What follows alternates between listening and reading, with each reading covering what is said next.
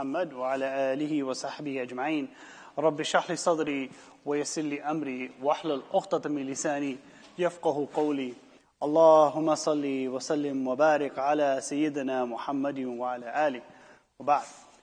As always, we begin in the name of Allah Azza wa Jal by asking Him to send peace and blessings upon our beloved Prophet Muhammad sallallahu alaihi wasallam. His peace and blessings be upon him and his family. As you all know, we have been covering different ayat from the book of Allah Azza wa Jal during this Ramadan. And we come to an ayah today that is found in Surah Aal-i-Imraan. Surah Aal-i-Imraan, in its verse number 133. And actually the context around those verses, the group of verses actually is really fascinating, but we're just going to focus on the first part. Allah subhanahu wa ta'ala says, أعوذ بالله من الشيطان الرجيم بسم الله الرحمن الرحيم وسارعوا إلى مغفرة من ربكم وجنة عرضها السماوات والأرض أعدت للمتقين. Translate this as, hasten towards your Lord's forgiveness and a paradise as vast as the heavens and the earth, prepared for the God-weary. Very subhanAllah, when you look at even how the verse first starts. First of all, the verse before this, Allah subhanahu wa ta'ala gives a command and He says that وَأَطِيعُوا اللَّهَ وَرَسُولَهُ لَعَلَّكُمْ تُرْحَمُونَ. He commands the believers, obey Allah and His Messenger. Obey Allah and His Messenger so that you may be granted mercy. The command after this is now what? وَسَارِعُوا إِلَى مَغْفِرَةٍ مِّن رَبِّكُمْ. The next command is, and hasten towards the forgiveness of your Lord. Really interesting here. Sari'u and when you say something in Arabic, for those that know, right? Bisur'a, you're implying that it's got to be done fast. It's got to be done quickly. And so there's a connotation here that this is something that we're racing towards. In fact, Maulana Muhammad Shafi mentions in his Qur'an, or in his translation, that he talks about the quickness in a race and how you're racing towards this goodness. You're racing towards this type of forgiveness. And we oftentimes, we spend our lives in a rush. We spend it in a rush, right? We're rushing to get out the door in the mornings, perhaps, to get to work. We're rushing at work. We're rushing on the way back. We're rushing through our salah. We're rushing through all of these different motions. And so we're oftentimes rushing because we are chasing the dunya. We're trying to do something for the dunya, whether it's for our wealth, our family, our children, or our community. There's something in this material world that we're racing towards. But here, when we open the Qur'an, we start reading it, Allah subhanahu wa ta'ala is requiring us to get a mind shift. That instead of racing towards these things in the dunya, start racing towards the akhirah. Start investing in what Imam Majid says is the akhirah-centric worldview. Is a worldview that is akhirah-oriented.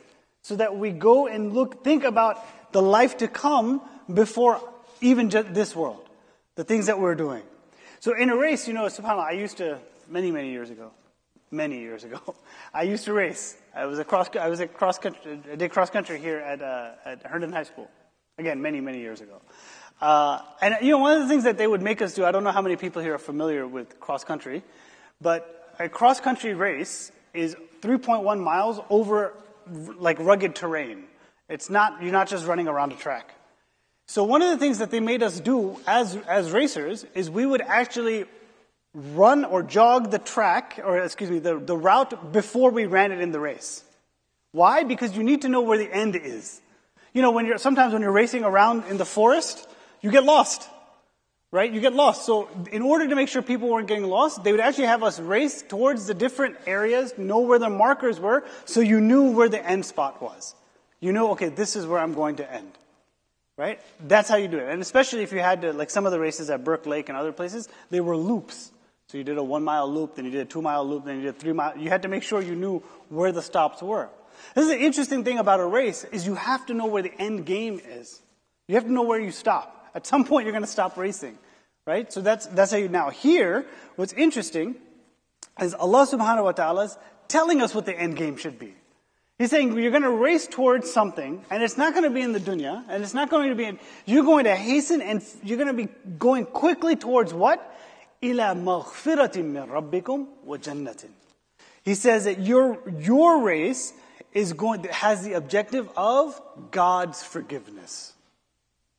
God's forgiveness is what you're racing towards. And the Mufassirin had all kinds of opinions about what this was. What is this forgiveness? And there were some that said it was Islam, others that said it was, that this is, in fact, one of the famous Mufassirin, he said that it's takbiratul ula, like the first takbir of the salah, that's what you're racing towards. That's what you're racing towards. You know, when the Imam says, Allahu Akbar to come into prayer, that's what you're racing towards. They used to have stories that some of the Sahaba, if a person missed the takbiratul ula, right, takbiratul ihram, that others after salah would give them condolences. Really, give them condolences. Oh, we're sorry, inshallah tomorrow you'll get it. Right? But here you see this, that's what they're racing towards. Now, the Imam Ali ibn Abi Talib, his opinion was that the race towards forgiveness is a race towards obedience. Obedience to Allah subhanahu wa ta'ala. Because the net result of that obedience is repentance. And that tawbah is the forgiveness. So all of our good deeds that are going to lead to Allah's pleasure, that's what we're racing towards. Though that is what we should be kind of aiming towards. That's the end game. The objective is, how do I accumulate the good deeds that will cause me to have Allah's pleasure, inshallah ta'ala. Right? And there's a special maqam and a special place in the Qur'an, throughout the Qur'an, for these people who are racing towards this goodness. You know, we hear in Surah Waqi'ah, for instance, of the sabiqoon. The sabiqoon, these are the ones they're outstripping everybody else. They're the foremost. They're the ones at the fundraisers, the fundraiser, like Brother Altaf, he doesn't even have to start and they already raise their hand. They're already there. They know why they're there. They came with an objective and a purpose, and they're going to donate. Right? These are the people who are constantly, they're at the front of when you have volunteer events at soup kitchens, and they're the front of the lines.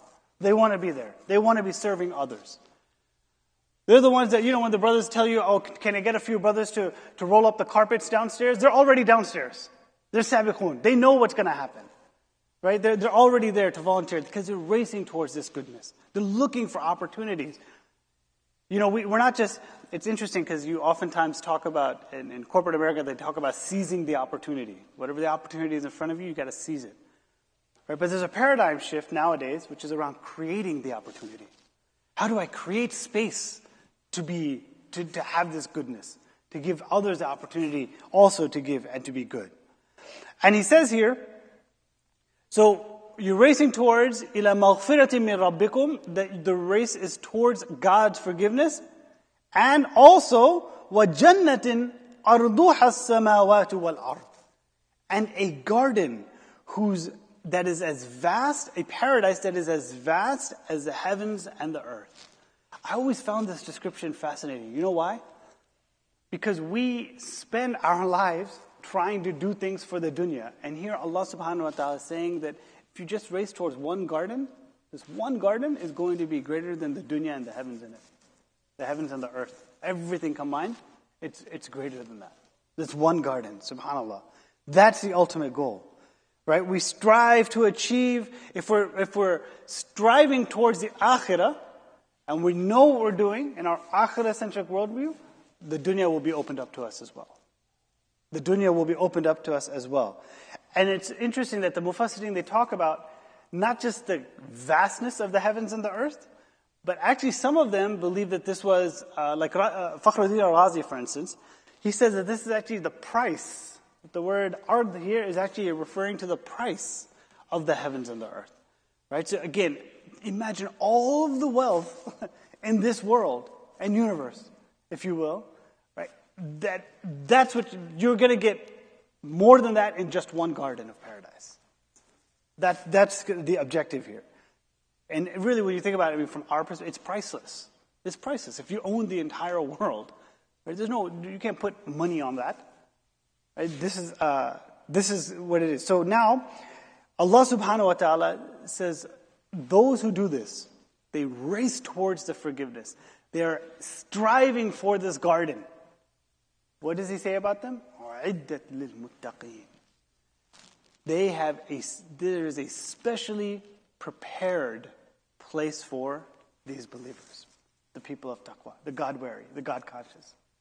Idda in Arabic, it implies something that's customized or custom-made. If you're custom making a home, or even if you're doing a renovation in a home, you want to customize everything. You want to have the kitchen in the exact right place. You want to make sure the countertop is a certain height, and all these things in your home. You want to make sure it's just precision. You're going to have a precise place for you specifically in Jannah, and your place is not going to look like somebody else's, right? Because it's precision tuned, finely tuned for you. أُعِدَّتْ لِلْمُتَّقِينَ. أُعِدَّتْ لِلْمُتَّقِينَ. Imagine that, brothers and sisters. By striving towards good works and good deeds, by doing our best to look for and to create opportunities to gain Allah's pleasure, Allah will give us better than what we could have ever expected and have it customized for us in Jannah. A customized place in paradise. SubhanAllah. Before I end here, I want to just cover what's very interesting, subhanAllah. The verses after this verse actually require their own analysis as well. It's fantastic verses, subhanAllah. But at the very end of these 3 verses, Allah subhanahu wa ta'ala says, أُولَٰئِكَ جَزَاؤُهُمْ مَغْفِرَةٌ مِّن رَبِّهِمْ وَجَنَّاتٌ تَجْرِي مِن تَحْتِهَا الْأَنْهَارُ. It's very interesting that after giving these different attributes, he says that their reward is forgiveness from their Lord. So if you race towards goodness and then you do the things that they mentioned in the next few verses, and I'm not going to tell you what they are, so you can go up and look them up, inshallah. Surah Aal-i-Imraan, verse 133, right?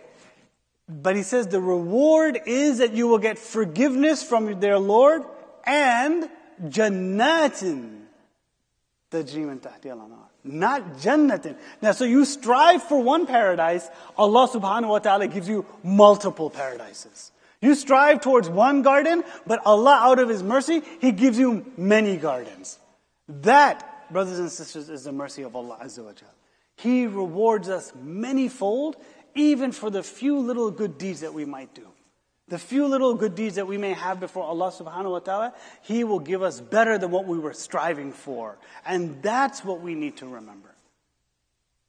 Right? That's what we need to remember. We may strive for one thing, Allah subhanahu wa ta'ala will multiply it and give us better. May Allah subhanahu wa ta'ala count us amongst the people of paradise. May Allah subhanahu wa ta'ala give us the best in this world and the next world and protect us from the punishment of the fire. May Allah subhanahu wa ta'ala grant all of us forgiveness.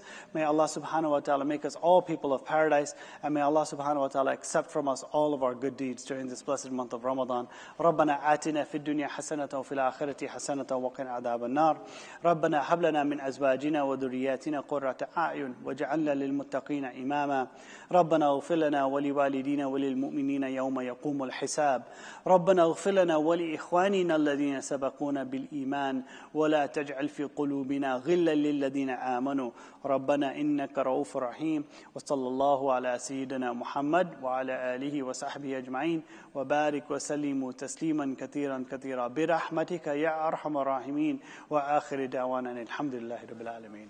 السلام